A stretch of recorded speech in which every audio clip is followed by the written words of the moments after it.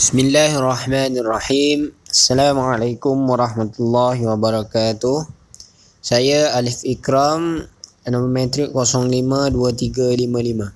Baiklah, kumpulan kami akan membentangkan tajuk Bayanul Falaq. Okey, baiklah, pengenalannya. Umum kita tahu astronomi adalah sama dengan astronomi yang merupakan sains yang mengkaji bintang. Tetapi sebenarnya astronomi sains mempelajari kitaran benda seperti langit, terutama macam bumi, bulan dengan matahari. Kitaran cakrawala digunakan untuk menentukan waktu solat, arah kiblat, gerhana bulan, gerhana matahari. Tak pun nak tengok anak bulan, macam tu. Kerana standard untuk menentukan waktu ibadah diambil dari Al-Quran, itu dijelaskan dengan sunnah. Dan apa itu ilmu falak? Menurut bahasa, astronomi bermaksud madarun nujum atau orbit atau kitaran lintasan benda langit.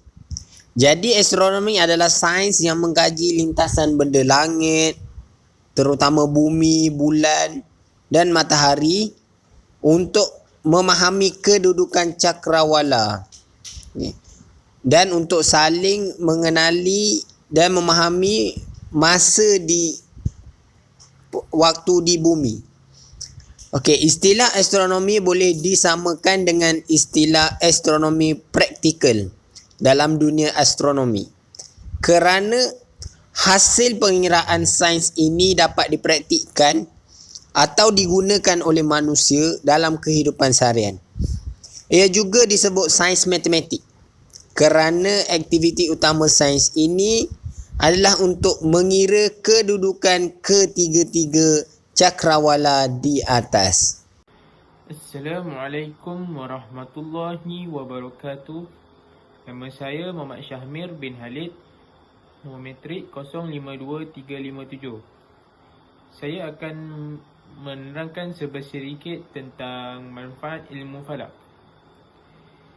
Dengan mempelajari astronomi atau aritmetik, kita dapat memastikan bahawa matahari telah terbenam untuk berbuka puasa dan melaksanakan Ruqyatul Halal dengan tepat ke posisi bulan baru.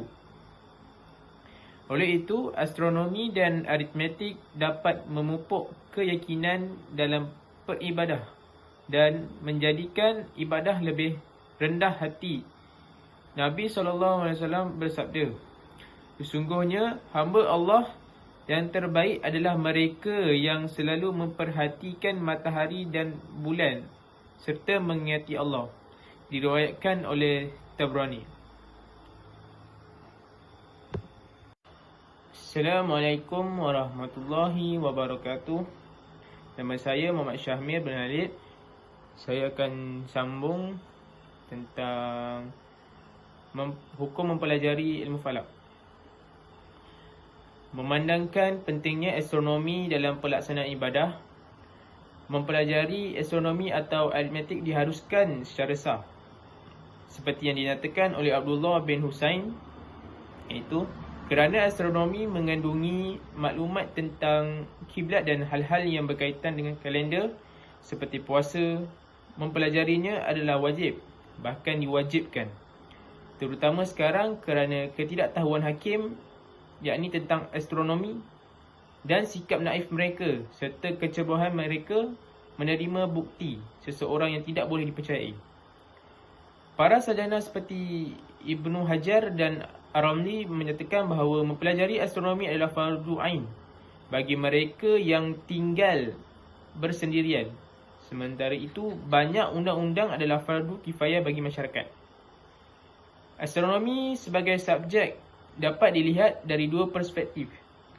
Yang pertama adalah astronomi sebagai sains yang menggunakan prosedur saintifik untuk menyusun pengetahuan yang tepat. Di sisi lain, sebagai ilmu syariah, ini membahas hukum-hukum yang berkaitan dengan ibadah Muslim seperti jam solat, waktu puasa wajib, waktu haji dan lain-lain yang berkaitan dengan Al-Quran dan As-Sunnah. Selain undang-undang wajib kifayah, berdasarkan peraturan usul, kewajiban tidak sempurna jika tidak ada, maka sesuatu menjadi wajib secara hukum. Mempelajari astronomi mempunyai tujuan yang sangat jelas. Oleh itu, sains, astronomi dan matematik dapat membina keyakinan untuk melakukan ibadah, menghasilkan penyembahan yang lebih rendah hati.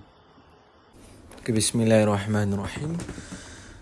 Okey, selanjutnya disambung oleh saya yang mana terakhir dalam bahagian slide ini, iaitu dengan tajuk mengenai dengan perbahasan astronomi. Okey, nama saya Muhammad Nabi Abdul Rahman, nombor matrik 054128. Okey, mengenai dengan perbahasan ini sangat besar dalam meluang lingkup, iaitu mengenai astronomi ataupun ilmu tentang falak. Astronomi boleh disamakan dengan istilah astronomi praktikal dalam dunia astronomi, kerana hasil pengiraan sains ini dapat dipraktikkan atau digunakan oleh manusia dalam kehidupan seharian. Ia juga disebut sains matematik kerana aktiviti utama sains ini adalah untuk mengira kedudukan ketiga-tiga cakrawala di atas.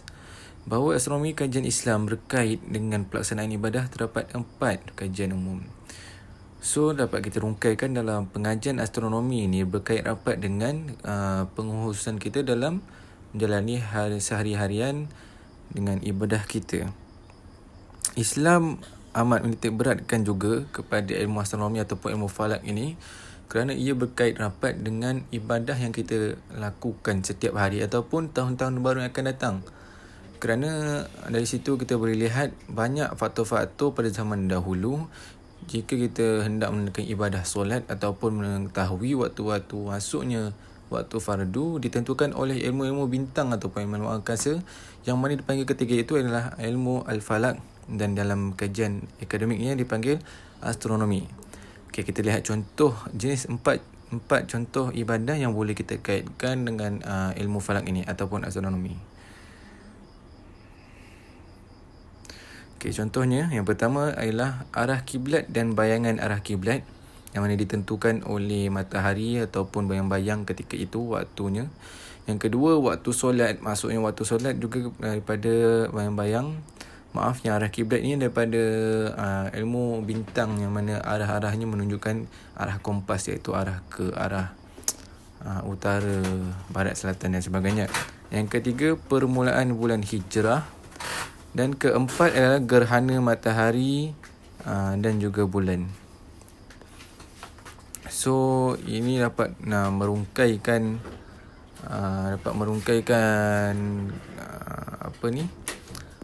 perbahasannya, yang mana gerhana matahari dan bulan ini sangat berkait rapat dengan Islam, kerana dari situ kita dapat menentukan penentuan masuknya tahun-tahun baru dalam penggiraan Islam, iaitu tahun Hijrah atau selainnya. Sekian daripada saya. Wassalamualaikum warahmatullahi wabarakatuh.